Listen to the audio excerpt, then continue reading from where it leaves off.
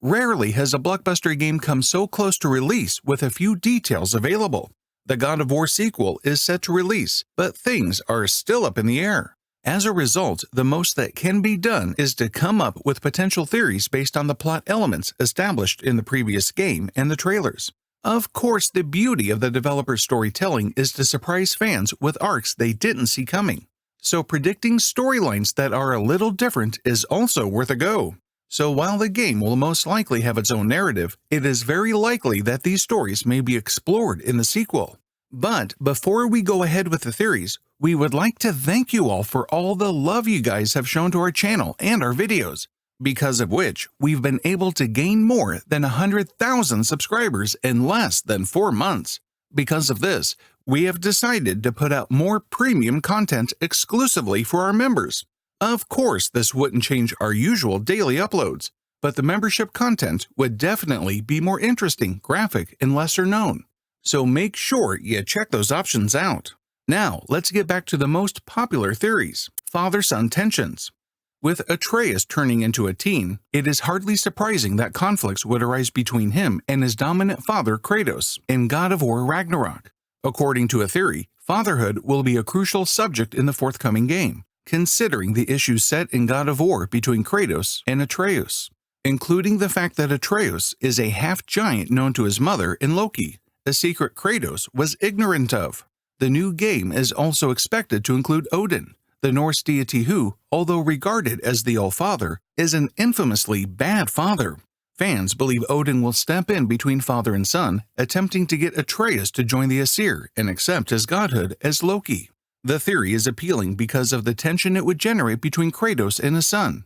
Still, Odin is more likely to desire ATREUS dead than alive, considering the latter's involvement in bringing Ragnarok about. Furthermore, ATREUS, as Loki, is the father of Fenrir, a huge wolf destined to slay Odin during Ragnarok. Hence, it would need another timeline or some type of time travel to make sense. Killing Loki as a child would prevent him from fathering Fenrir later on. Ancient Greece.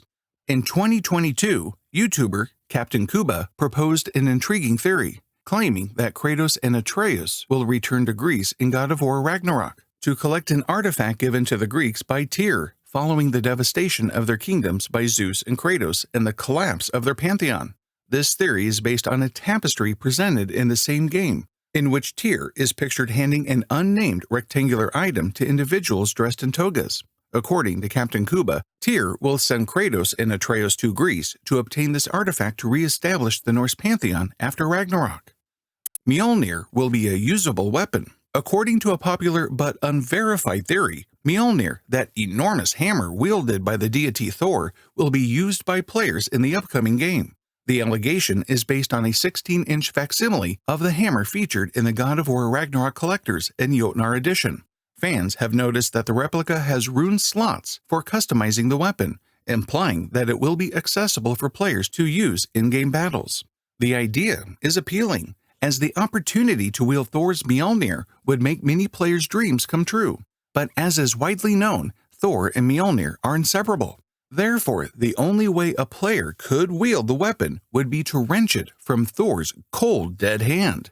And since Thor is the game's main enemy, it's quite improbable that he'll lose his weapon before being slain in a climactic boss battle. If seized from Thor, Mjolnir would be accessible at the conclusion of the game, when players would have limited chances to wield it. Odin. Given that God of War Ragnarok is the conclusion of Kratos' Norse Odyssey, fans are expected to finally see the King of Aesir, the All-Father himself, and with the game's new plot teaser, Santa Monica Studio and PlayStation might have confirmed precisely that, although just a silhouette of the character was shown, keeping the character's ominousness maintained until the game's full release. Fans finally got to hear All-Father's voice as he chastised Kratos for his crimes. Fans believe that Odin is the one who will try to create friction between the already weak relationship between Kratos and ATREUS. Some have also speculated that the All-Father would be one of the final bosses. ATREUS or Kratos dies. We have two compelling reasons to consider this theory. First, it's hard to remember any God of War game with a happy ending to date. As you might know, the conclusion of the second game, which led to the third game and the Olympos massacre, was left open to interpretation.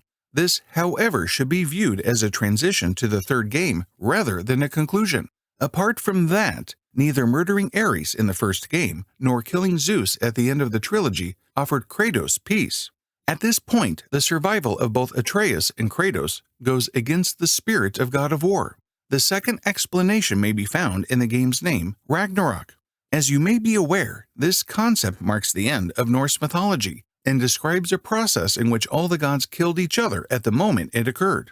Although other gods are claimed to have survived Ragnarok, there is no evidence of Loki surviving in any of these traditions. This way, if the god of war Ragnarok is true to myth, Kratos' son, Atreus, will not survive the war. Atreus starts Ragnarok. One interesting detail on the trailer is a scene where Atreus holds a blue sphere. If you study the sphere closely, like most runes in the previous God of War, you can translate what it says. We first see the runes. After Atreus rotates the sphere, we see, this is translated as Hati. In the last GOW game, players discovered a skull in Hati Temple in the Wildwoods, with sculptures of two wolves chasing spheres representing the sun and moon. The game and Norse mythology predict that the two wolves will consume the sun and moon, signaling the beginning of Ragnarok. The moon on the shrine resembles the sphere that Atreus is holding in the trailer. Who knows? This might be the sphere that Hati swallows to mark the commencement of Ragnarok. Freyr. According to theories, the guy Kratos is holding in the teaser is Freyr, Freya's brother, who is a Vanir god and Baldur's uncle. There is evidence to support these claims. Freyr is not carrying his sword since Kratos is carrying him. While he may have lost it or had it taken, Freyr's sword is capable of fighting on its own. So as Kratos is fleeing to save Freyr, the sword may be covering both of them and shielding them from danger. It goes without saying that Kratos is not saving Freyr out of his kindness. There must be a reason behind this. Freyr has to offer something that Kratos needs. Throughout the trailer, we observe the sun and moon in an eclipse and not moving. It's plausible that Kratos requires Freyr for temporal magic. Fimbulwinter. The latest trailer included otherworldly images, such as cosmic jellyfish and huge dinosaur monsters, as well as a critical sequence in which Atreus comes to usher in Fimbulwinter, the end of the world, accompanying Skoll and Hati, two wolves who are Fenrir's son. Skoll and Hati are two wolves who live in Norse mythology to one day start the beginning of Ragnarok by chasing and consuming the sun and moon. It's apparent that what's going on in this new teaser, but why is Atreus helping them? Some believe that he knows how Ragnarok ends and wishes to see the gods die. Real Loki. Reddit user, The Mediocre Critic, stated their theory that Atreus was not the first Loki in a post. The author believes that the original Loki from Norse mythology existed in the realm and was a member of the Aesir alongside Odin and Thor. Only in this version of events, Odin heard the prophecy that Loki would be the originator of the Norse end-of-the-world myth, Ragnarok. He resolved to assassinate the original Loki to prevent it from happening. This corresponds to the Odin character introduced in the game. The ancient god of wisdom is never directly shown, but legends from Mimir, Freya, and what Faye taught Atreus all characterize him as greedy, egotistical, violent, and paranoid. So, according to this theory, Odin murdered one Loki, only for Faye to produce a second Loki and conceal him from the gods until her death. Faye causes Ragnarok. Several pieces of evidence suggest that Faye, Kratos' wife, and Atreus' mother may have used her husband and son to set off Ragnarok. There's a lot to unpack here, but the premise makes perfect sense. The majority of God of War is spent attempting to fulfill Faye's dying desire to have her ashes scattered at the highest peak in all kingdoms. Simple enough, but Jotunheim, the realm of the frost giants, has the highest point in the kingdoms. At the end of the game, when Kratos and Atreus arrive at Jotunheim, they see a series of paintings that depict the story of their whole voyage. They discover that Faye is a frost giant who can see into the future. She witnessed Kratos and Atreus fight the world serpent and knew they would murder Baldur. Baldur's death marks the start of Fimbulwinter, which eventually leads to Ragnarok. None of this would have happened if Faye hadn't asked Atreus and Kratos to transport her ashes to Jotunheim. Atreus and Kratos may have stayed at home, if not for the motivating purpose. The frost giants despise the Aesir, and Loki's principal role in Ragnarok is to lead the frost giants against Asgard, according to Norse mythology.